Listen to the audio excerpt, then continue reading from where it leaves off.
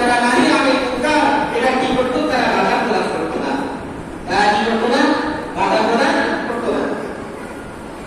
আল্লাহ পাক রব্বুল আলামিন পবিত্র কালামুল্লাহ শরীফের মধ্যে বলেন কানু লা ইয়াতানাহাউনা আন মুনকারিন ফাআলুহু লাবিসা মা কানু ইয়াফআলুন। সমাজের মধ্যে যারা কি করতো, বিভিন্ন ধরনের অপরাধ করতো, অন্যায় কাজ করতো, অনৈতিক কাজ করতো, পরস্পর তারা কি করতো না, বাধা দিত। তারা কি করতো না, ইহুদিরা বাধা দিত না। এবং লাবিসা মা কানু ইয়াফআলুন, তাদের এই কাজটা কত নিকৃষ্ট একটা কাজ ছিল। সমাজের মধ্যে অন্যায় হচ্ছে, অন্যায় কাজের কোনোদিন তারা বাধা দিত না, কান দিত না, কোনো ধরনের সতর্ক করতো না, কিছুই বলতো না, এবং আরো বলতো যে করতেছে সমস্যা কিন্তু এভাবে তাদেরকে উস্কিয়ে দিত তারা। এই কারণে মুসলমানদের মধ্যে যারা দুনিয়াদার এবং মুসলমানদের মধ্যে কিছু মুনাফিক রয়েছে যে তারা কি করে, পৃথিবীর মধ্যে আমরা যেমন বলা হয় আল মুনাফিকুনা ওয়াল মুনাফিকাতু বা'দুহুম মিন বা'দ। মুনাফিক পুরুষ মুনাফিক হয় এবং মহিলা মুনাফিক তারা পরস্পর সমান। তারা পরস্পর সমান। ইয়াকুলুনা বিল মা'রুফ ওয়া ইয়ানহাউনা আনিল মুনকার। সৎ কাজ আদেশ করে, অসৎ কাজ নিষেধ করে। এবং মুমিন মুমিনাত যারা আছে, পুরুষ মহিলা যারা আছে, তারাও সমান। তারাও কি করে, সৎ কাজের আদেশ করে, অসৎ কাজের নিষেধ করে। কিন্তু মুনাফিক এমন যে তাদের ভিতরে একটা, মুখে আরেকটা, ভিতরে একটা, মুখে আরেকটা, অন্তরে একটা, অন্তর থাকে একটা, মুখে উচ্চারণ করে আরেকটা। কিন্তু ঈমান এবং মুমিন যারা আছে তাদের জবানে যেটা, মুখেও সেটা। মুখ থেকে যেটা বলে সেটা অন্তর থেকে বলে, অন্তর থেকে যেটা বের হয় সেটা মুখ থেকেই বের হয়, জবান থেকেই বের হয়। এটাই হচ্ছে মুমিন এবং মুমিনাতের আলামত। মুমিন এবং মুমিনাতের আলামত। বর্তমান সমাজে কিছু সুশীল রয়েছে, সুশীল সমাজ, যাদেরকে সমাজপতি বলা হয়। এটা বিভিন্ন নবীদের জামানা আছে। সুশীল জাতিটাও এমন যে তখন হক এবং বাতিলের মধ্যে যখন পার্থক্য হয় তখন তারা তৃতীয় পক্ষ সাজে।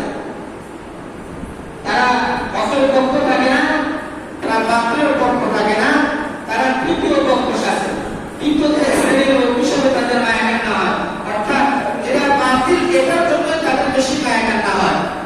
কিন্তু তারা যেটা হক এটার মধ্যে তাদের কোনো মায়াকান না নাই। একটা বুঝা গেল তৃতীয় পক্ষ বলতে কিছু নাই, তারা বাতিল বাতিল। বর্তমান সমাজে খুব সুশীল আছে যারা কি করে, বর্তমান সমাজে যে নারী সংস্থার নামে যে ধরনের একটা সংগঠন তৈরি হয়েছে, এখানে যদিও তারা দুই একজন থাকে না, কিন্তু আড়ালে তাদের পদত্যাগ অনেক বড়। তারা কোরআন হাদিস বিরোধী বিভিন্ন ধরনের অন্যায় কাজ করতেছে, বিভিন্ন ধরনের অবৈধ কাজ করতেছে, যেগুলো কোরআন সুন্নাহ হাদিস বিরোধী সব ধরনের কাজ। এবং ধরনের কিছু সমাজ বর্তমান সমাজে উঠে উঠছে যারা নারী সংস্কার তারা আবির্ভাব করেছে। এটা শুধু বর্তমান জামানায় ছিল না, এটা পূর্ববর্তী নবীদের জামানা এবং সুশীল ছিল যারা হক বাতিলকে তারা কি করত, মনে করে হক বাতিলের মধ্যে তারা তৃতীয় পক্ষ তারা শাস্তি, তারা কি হতো, তৃতীয় পক্ষ শাস্তি। যেমন হযরত দাউদ আলাইহিস সালামের জামানায়, হযরত দাউদ আলাইহিস সালামের জামানায় সিস্টেম ছিল যে শনিবার দিন তারা সম্পূর্ণ ধরনের মাছ শিকার করা সম্পূর্ণ নিষেধ ছিল। কারণ তাদের জীবিকা নির্বাহের সর্বোচ্চ যে পেশা ছিল, যে কাজ ছিল, সেটা মাছ শিকার করা। তারা সমুদ্রের মধ্যে বসবাস করত, সমুদ্রের পাশে। তখন তারা কি করতো, পুরো সপ্তাহ তারা মাছ শিকার করত। কিন্তু আল্লাহ তাআলার পক্ষ থেকে একদিন তাদের জন্য মাছ শিকার করা নিষেধ ছিল। অর্থাৎ শনিবারকে তারা কোনো মাছ শিকার করতে পারবে না। একদিন তারা সপ্তাহের একদিন তারা আল্লাহ আলামিনের ইবাদত করবে, আল্লাহর ইবাদত করবে, আল্লাহ আলামিনের ইবাদত করতে তারা প্রস্তুত থাকবে। কিন্তু এই শনিবার দিনে সমুদ্রের কূলে মাছ হারে ভিড়ত, মাছ ভেসে আসতো। তখন তারা কি করতো, কমা কৌশলে বিভিন্ন ভাবে তারা মাছ শিকার করতো না, তারা মাছগুলোকে আটকে রাখতো। তারা মাছগুলোকে কি রাখতো, আটকে রাখতো। এগুলোকে কি করতো, ধরতো, মানে আটকে রাখতো, বেরিয়ে রাখতো। পরের দিন তারা এই মাছগুলো ধরতো। আস্তে আস্তে তারা আলোক যেমন হয়ে গেল, তারা শনিবার দিনে মাছ ধরা শুরু করলো। তারা শনিবার করে কি আল্লাহ তাআলার নাফরমানি করে, আল্লাহ তাআলার হুকুমের অবাধ্যতা করে তারা শনিবার মাছ ধরা শুরু করলো। আল্লাহ এই সত্যকে কবুল করার সত্যের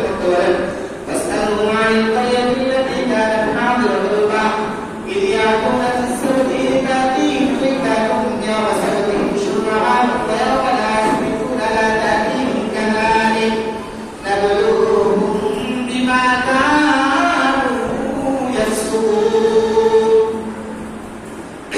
আল্লাহ বলতেছেন তাদেরকে আপনি যারা সমুদ্রের গ্রামে যারা বসবাস করতে আপনি তাদেরকে জিজ্ঞাসা করুন যে তারা শনিবার দিন সম্পর্কে তারা সীমাবদ্ধ করেছে। যখন তাদের কাছে মাস ভেসে আসছে শনিবার দিন, তখন তারা বেড়ে দিয়ে রাখতো। এখন পরবর্তী সময় আল্লাহ রাব্বুল আলামিনের হুকুমে পরিপূর্ণভাবে তারা অবাধ্যতা শুরু করলো, অবাধ্যতা শুরু করলো। এমনকি আল্লাহ রাব্বুল আলামিনের অবাধ্যতা তারা লিপ্ত হয়ে পড়লো। তারা যখন মাস স্বীকার করে আল্লাহর অবাধ্যতা লিপ্ত হয়ে পড়লো, তখন তাদের মধ্যে একদল মানুষ যারা নাহি আনিল মুনকার, তারা কি করতে লাগলো? একদল মানুষ বলতে লাগলো যে তারা মাস স্বীকার করতেছে, কোনো সমস্যা নেই, যাদেরকে সুশীল বলা। মাস স্বীকার করতেছে, আমি স্বীকার করো, সমস্যা কি? যদি আল্লাহ তাদেরকে শাস্তি দেয়, শাস্তি দিব, সমস্যা কি? আল্লাহ তাদেরকে ধ্বংস করলে ধ্বংস করবো, সমস্যা কি? তার কাছ থেকে সে করবো, তোমাদের সমস্যা কি? যেমন বর্তমান সময় কিছু সুশীলরা আছে যে বলে সে তো অন্যায় করে আল্লাহ শাস্তি দিব, সমস্যা কি? সে তো অপরাধ করে আল্লাহ শাস্তি দিব, সমস্যা কি? তোমাদের কিছু কিনে দেওয়ার দরকার কি? তোমাদের সমাবেশ করার দরকার কি? তোমাদের ওয়াজ উৎসব করার দরকার কি? সে গুণা করলে তার জন্য সে আল্লাহর কাছে দেবো, তোমার বলতে বলছে কিনা, তোমার কে বলছে ওয়াজ করার জন্য। এই ধরনের বর্তমান সময়ে কিছু সুশীল রয়েছে যারা এই ধরনের বিভিন্ন মানুষ থেকে তারা উস্কিয়ে দিয়ে দেয়। কিন্তু আল্লাহ রাসূল সাল্লাল্লাহু আলাইহি ওয়াসাল্লামের আদেশ, আল্লাহ পাক রব্বুল আলামিনের আদেশ যে তোমরা সব মানুষকে অসৎ কাজ থেকে, আল্লাহ তাআলার নাফরমানি থেকে, আল্লাহ তাআলার অবাধ্যতা থেকে তোমরা মানুষকে বিরত রাখো। এটা আল্লাহ পাক রব্বুল আলামিনের আদেশ, এটা আল্লাহ পাক রব্বুল আলামিনের হুকুম, এটা আল্লাহ পাক রব্বুল আলামিন আদেশ করেছেন বান্দাদেরকে যাতে মানুষদেরকে আল্লাহ পাক রব্বুল আলামিনের নাফরমানি থেকে মানুষদেরকে যাতে বিরত রাখে। এইভাবে তাদের কাজ চলতেছিল। একসময় দেখা যাচ্ছে যে তাদের যখন কোনো বেলা মুসিবত আসতো, তখন ওই যারা অবাধ্য কাজে লিপ্ত হতো তাদেরকে ধ্বংস করা হতো। যে সমস্ত সুশীল যারা ছিল আল্লাহ পাক তাদেরকে শেষ করে দিতেন, তাদেরকে ধ্বংস করে দিতেন। আল্লাহ পাক রব্বুল আলামিন কোরআনে বলতে বলেন ফালাম্মা নাসু মা যুকিরু বিহি আনজাইনা আল্লাযীনা ইয়ানহাউনা আনিস সুই ওয়া আখাযনা আল্লাযীনা যালামু বিআযাবিন বাঈসিন বিমা কানু ইয়াফসুকুন ফালাম্মা আতা আম্মা nuhu anhu قلنا لهم كونوا قردة خاسئين। আল্লাহ পাক রব্বুল আলামিন তাদেরকে উদ্দেশ্য করে বলতেছে তাদেরকে যে উপদেশ দেওয়া হয়েছিল তার যখন তারা ভুলে গেল, তখন অসৎ কাজে যারা বাধা দিচ্ছিল তাদেরকে আমি রক্ষা করি। কিন্তু যারা সীমালঙ্ঘন করেছিল, আল্লাহ পাক রব্বুল আলামিন যারা সীমালঙ্ঘন করেছিল, আমি তাদেরকে কঠিন শাস্তির সম্মুখীন করেছি, তাদেরকে কঠিন শাস্তি দিয়েছি। যখন তারা সীমালঙ্ঘন এ ধরনের কাজ আরো বেশি করলো, আমি বললাম তোমরা নিকৃষ্ট বানানোর মতো হয়ে যাও, তোমরা নিকৃষ্ট বানানোর মতো হয়ে যাও। যুগে যুগে সুশীল ব্যক্তিবর্গ ও সমাজ দুর্গের কার্যক্রম, এই সুশীল শুধু বর্তমান না, এটা নবী আলাইহিস সালামের জামানা আছে। যেমন হযরত নূহ আলাইহিস সালামের জামানায় হযরত নূহ আলাইহিস সালাম 950 বছর দাওয়াতের কাজ করেছেন। কত বছর? কত বছর বলেন? 950 বছর দাওয়াতের কাজ করেছেন।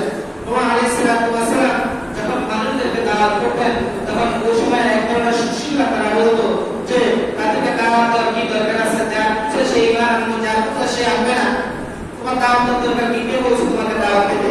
কারণ আল্লাহ কোরআন কারীমের মধ্যে বলেন লাকাদ আরসালনা নূহান ইলা কওমিহি ফাকালা ইয়া কওমি আবুদুল্লাহ মা লাকুম মিন ইলাহিন গায়রুহু ইন্নী আখাফু আলাইকুম আযাব ইয়াউমিন আযীম। আল্লাহ পাক রব্বুল আলামিন বলেন আমি নূহ আলাইহিস সালামকে তার কওমের কাছে পাঠাইলাম। ফাকালা ইয়া কওমি আবুদুল্লাহ মা লাকুম মিন ইলাহিন গায়রুহু। নূহ আলাইহিস সালাম বলতেছে হে আমার সম্প্রদায়, তোমরা আল্লাহ পাক রব্বুল আলামিনের ইবাদত করো, মা লাকুম মিন ইলাহিন গায়রুহু, আল্লাহ ছাড়া তোমাদের কোনো ইলাহ নাই, তোমাদের কোনো মাবুদ নাই, তোমাদের কোনো উপাস্য নাই। ইন্নী আখাফু আলাইকুম আযাব ইয়াউমিন আযীম। হযরত নূহ আলাইহিস সালাম বলতেছেন আমি তোমাদের ব্যাপারে আল্লাহ তাআলার কঠিন শাস্তির ব্যাপারে আমি ভয় করতেছি। তখন সুশীলরা বলতেছে তাদের মধ্যে থেকে একদম সুশীল যারা তারা